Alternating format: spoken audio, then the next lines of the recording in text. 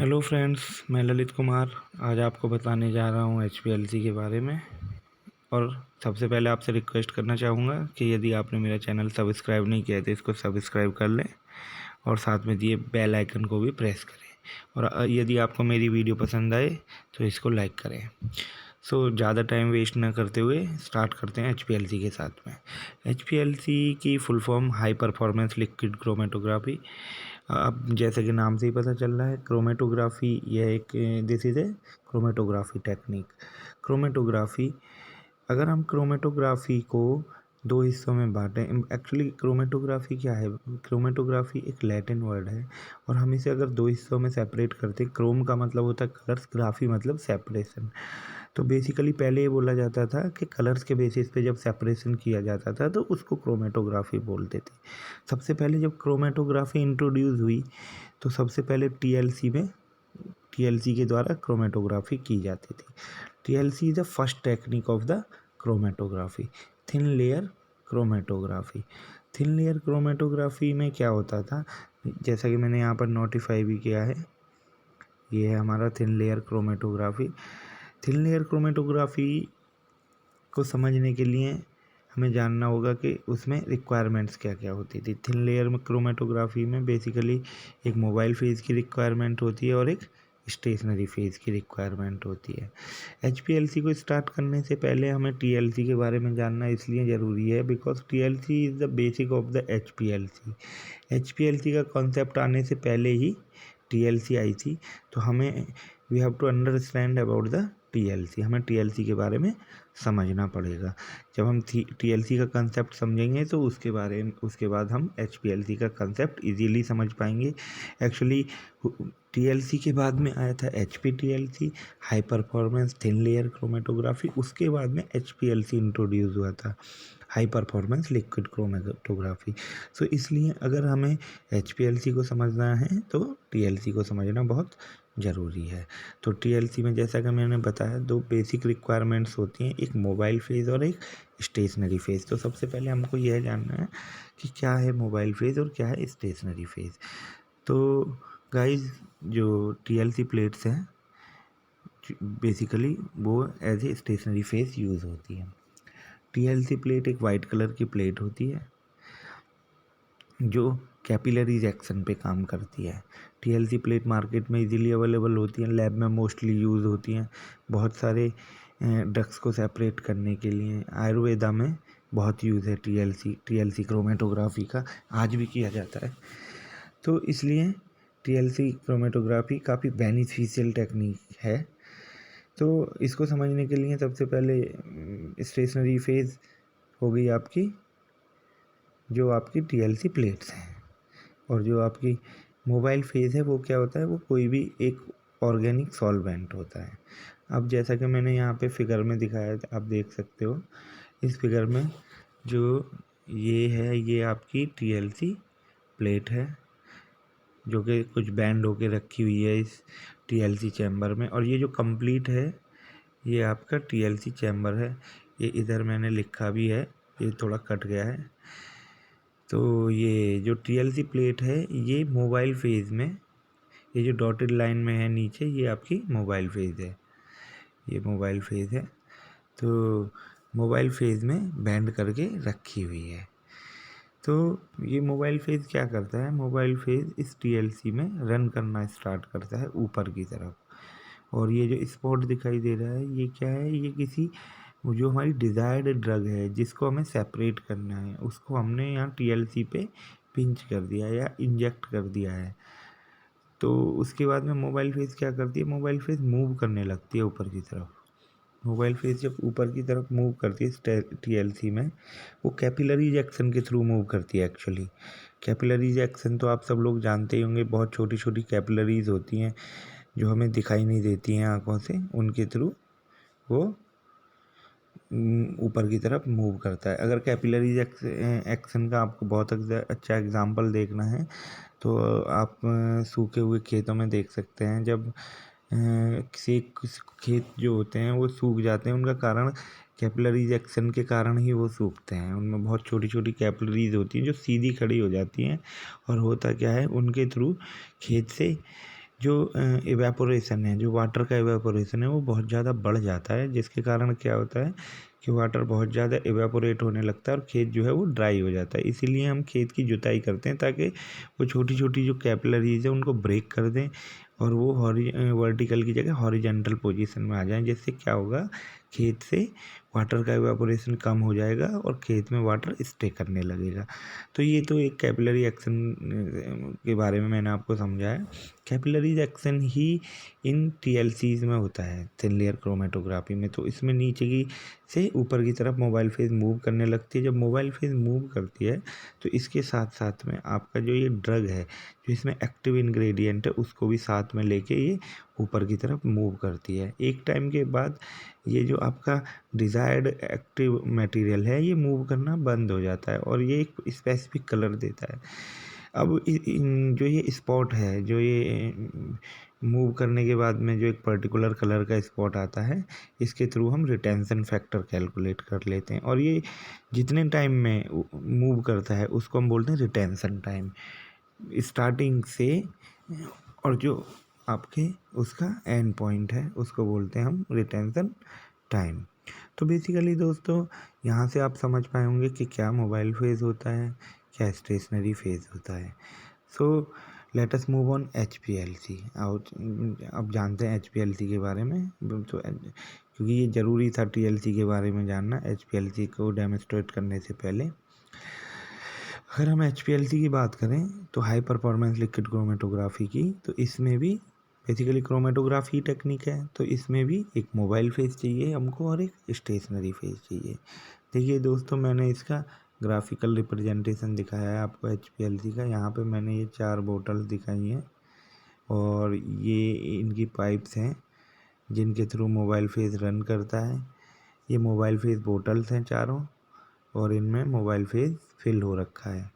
Dot dot dot जो है ये आपका मोबाइल फेज है और इन ट्यूब्स के थ्रू ये जो मोबाइल फेज है ये मिक्सर तक आता है। यहाँ पे आगे सारी मोबाइल फेज मिक्स होती हैं और वो एक डीगैसर में जाती हैं। डीगैसर के बाद में पंप इनको खींच रहा होता है और उसके बाद में आगे ट्रांसफ़र कर रहा होता है। और यहाँ पे इंजेक्टर क्या करता है, सैंपल ट्रे से ये सैंपल ट्रे है आपकी, ये आपका इंजेक्टर है, सैंपल लेके इंजेक्ट करा देता है और ये थ्रू द कॉलम होते हुए डिटेक्टर में पहुँच जाते हैं। So let us start. होता क्या है, सबसे पहले क्या होता है कि पंप आपका स्टार्ट होता है। पंप क्या करता है, पंप एक्चुअली अगर आप पंप के बारे में जाने तो बेसिकली स्टार्ट करिए फ्रेंड्स। देखो बिल्कुल एकदम सिंपल भाषा में बता रहा हूँ। मैंने स्टार्ट किया था तो मैं हमेशा इस पे हिंदी में और इजी PPT ढूंढता रहता था। मैं सोचता था कोई नोट्स मिल जाए मुझे, कुछ ऐसा मिल जाए कि मैं HPLC के बारे में अच्छा जान सकूँ। पर ठीक है, समय दे होते होते सब अपने आप आता है। सो जो मोबाइल फेज़ है वो आपका इन बोतल्स के से मूव करता है। मोबाइल फेज़ बोतल है। होता क्या है, पंप जो है आपका कैसे काम करता है, पंप आपका काम करता है कि पंप जैसे कूलर का पंप काम करता है कि वो एक तरफ से वाटर को सक करता है और दूसरी तरफ से थ्रो आउट करता है, उसको बाहर फेंक देता है। तो सेम पंप है, सारे ही पंप एक तरीके से काम करते हैं कि एक तरफ से सक करते हैं, दूसरी तरफ से उसको एक्सक्रीट आउट कर देते हैं। तो सेम पंप यहाँ पर है HPLC का, बस ये थोड़े से हाई परफॉर्मेंस पंप होते हैं, थोड़ा सा अच्छा प्रेशर जनरेट करते हैं। ये क्या करते हैं, ये मोबाइल फेज़ को यहाँ से खींचते हैं, मोबाइल फेज़ को सक करते हैं यहाँ से, और मिक्सर में आके मोबाइल फेज सारी मिक्स होती हैं। तब तक पंप सक कर रहा होता है, डीगैसर के थ्रू सक कर रहा होता है। और यहाँ के बाद पंप के बाद में जो मैंने ये लाइन दिखाई है जो इंजेक्टर पे गई है, यहाँ के बाद में ये उसको पुश कर रहा होता है मोबाइल फेज को। अब होता क्या है, उधर जब ये मोबाइल फेज को सक कर रहा होता है और mobile phase through this channel आगे कॉलम में जा रही होती है। अभी इंजेक्टर क्या करता है, इंजेक्टर यहाँ ट्रेप के में जाता है। यहाँ पे क्या करते हैं, हमें जो ड्रग को सेपरेट करना है या जो भी आइटम है, हमें जो भी कंपोनेंट है जिसको भी हमें सेपरेट करना है, उसको इस ट्रे में हम सैंपल प्रिपरेशन करके रख देते हैं। अभी इंजेक्टर यहाँ पे आता है। अभी होता क्या है कि पहले क्या होता था, पहले तो होता था आपका कि मैनुअल इंजेक्टर होता था, हमें यहाँ से फिल करके सैंपल ट्रे से और फिर हाथ से इंजेक्ट कराना पड़ता था। आजकल ऑटोमेटिक इंजेक्टर आ गए हैं, वो ऑटोमेटिकली ट्रे में जाता है, वहाँ से इंजेक्शन उठाता है। और मोबाइल फेस देखो, यहाँ पे मोबाइल फेस लगातार चल रही है पंप के बाद में, यहाँ से यहाँ तक मोबाइल फेस जा रही है, उसके बीच में ये इंजेक्टर आता है और ये यहाँ पे सैंपल को इंजेक्ट करा देता है। ठीक है, अब ये जो मोबाइल फेस है ये तो लगातार जा ही रही है, तो ये कॉलम में आपके, तो ये अब जब इसने ये इंजेक्ट करा दिया तो ये आपके सैंपल को लेते हुए आगे बढ़ जाती है कॉलम में। अभी कॉलम में लगातार पहले से मोबाइल फेस चली रही है, तो कॉलम को हमने मोबाइल फेस लगातार 1 घंटे के आसपास चला करके उसको सैचुरेट करके रखते हैं। उसके बाद में जब उसमें सैंपल पहुंचता है तो सैंपल को वो सेपरेट करने लगता है कॉलम, और सेपरेशन को जब सेपरेट करने लगता है तो हमको जब वो सेपरेट होके इल्यूट आउट होता है कुछ समय बाद, इसमें 5 मिनट, 4 मिनट, 10 मिनट, 20 मिनट वो कॉलम में जो हमारा डिज़ायर्ड एलिमेंट है या जो हमारा डिज़ायर्ड कंपोनेंट है वो स्टे करता है, और उसके बाद वो इल्यूट होता है यहाँ पे, और इल्यूट होके वो डिटेक्टर में पहुँच जाता है। और डिटेक्टर में पहुँचने के बाद में वो डिटेक्ट होता है, और डिटेक्ट होने के बाद में वो मॉनिटर पे हमें सिग्नल्स की फॉर्म में दिखने लगता है, जिसे पीक बोलते हैं हम। ठीक है फ्रेंड्स, तो अभी बहुत सारे क्वेश्चंस होंगे आपके दिमाग में। अभी डिटेक्टर कई टाइप के होते हैं जो HPLC में यूज़ किए जाते हैं। बेसिकली जो 3 टाइप्स के डिटेक्टर हैं मोस्टली जो यूज़ किए जाते हैं, PDA डिटेक्टर है और RID डिटेक्टर है। PDA फोटो डायोड एरे, उसको डैड भी बोलते हैं, डायोड एरे डिटेक्टर। UV उसका बेसिक वर्जन होता है, वैसे वो UV पे ही काम करता है। UV ultraviolet spectrophotometer, UV spectrophotometer होता था ना, सेम UV डिटेक्टर होता है HPLC में। तो अब तो PDA और डैड आने लग गए हैं, फोटो डायोड एरे और डायोड एरे डिटेक्टर। तो ये एडवांस वर्जन है UV के। और RID होता है रिफ्रैक्टिव इंडेक्स डिटेक्टर, और एक होता है FLR फ्लोरोसेंस डिटेक्टर। तो बेसिकली मेनली यही 3 डिटेक्टर्स हैं जो यूज़ होते हैं। तो फ्रेंड्स होता क्या है कि ये आपका कॉलम है, ये क्या है आपका स्टेशनरी फेज, जहाँ पे बेसिकली सेपरेशन हो रहा है। ठीक है फ्रेंड्स, अभी यहाँ से मोबाइल फेज आई, तो मोबाइल फेज आपको पता चल गई इसमें कहाँ पर है, और स्टेशनरी फेज पता चल गई आपको कहाँ पर है। अभी होता क्या है, अब हमको कैसे पता चलेगा, अब क्योंकि कॉलम में तो जब हम सैंपल बना के लगाते हैं तो वो जो सेपरेट करता है वो बहुत सारे कंपोनेंट्स को सेपरेट करता है। हमें कैसे पता चलेगा ये हमारे ही जो कंपोनेंट है उसकी पीक है।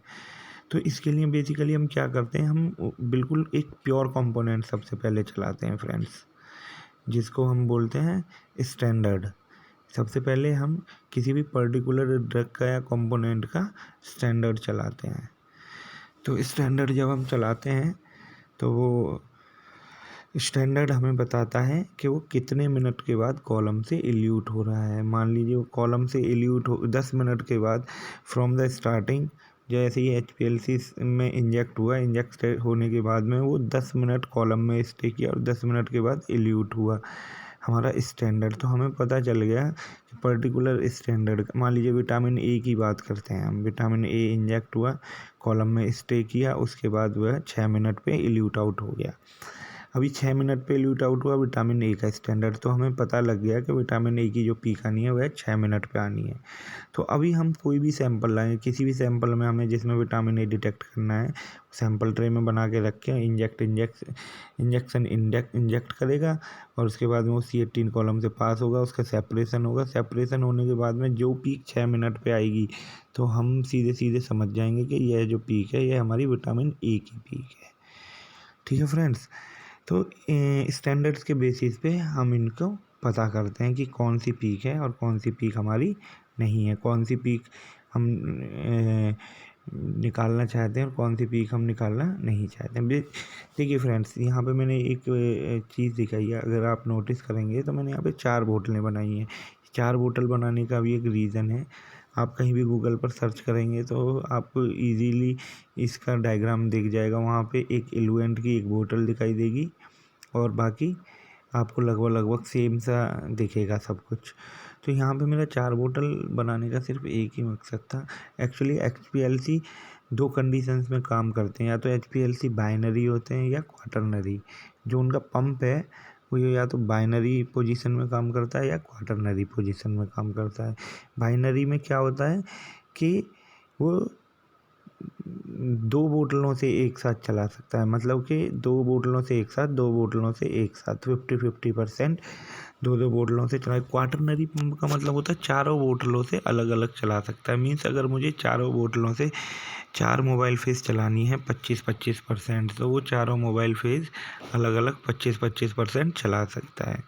और मुझे अगर 2 मोबाइल फेज चलानी है, 2 नहीं चलानी है, तो भी क्वाटरनरी चला सकता है। लेकिन अगर बाइनरी की बात करें तो हम चारों बिल्कुल अलग अलग पोजीशन कंडीशन में नहीं चला सकते। हम 2 एक साथ और 2 एक साथ, इसलिए बाइनरी पंप होता है और एक क्वाटरनरी पंप। बेस मेनली आजकल क्वाटरनरी पंप ही ज़्यादातर HPLC में आते हैं।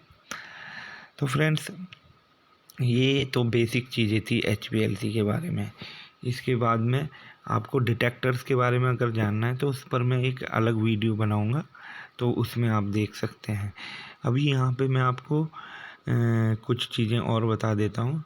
मोबाइल फेज, ये मेरे नोट्स हैं, आप पढ़ सकते हैं। जो कुछ मैंने बताया वो यहाँ पर लिखा हुआ है। Mobile phase run through the mixed into mixer chamber.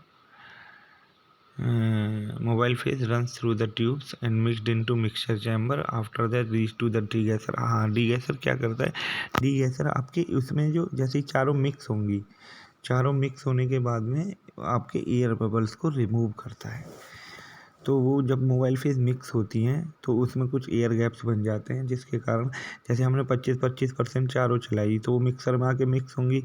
मान लीजिए एक 75 चलाई, एक 25 चलाई और बाकी एक 10 और एक 15 ऐसे चलाई, तो वो आके मिक्सर में उनका वही जो अनुपात है वो मिक्स होगा। उसके बाद में वो आगे बढ़ेगा डिगैसर में। डिगैसर क्या करेगा? उनको सोनिकेट करके उनके एयर बबल रिमूव कर देगा। उसके बाद मोबाइल फेज आगे जाएगी, आपका पंप के थ्रू होते हुए कॉलम में जाएगी।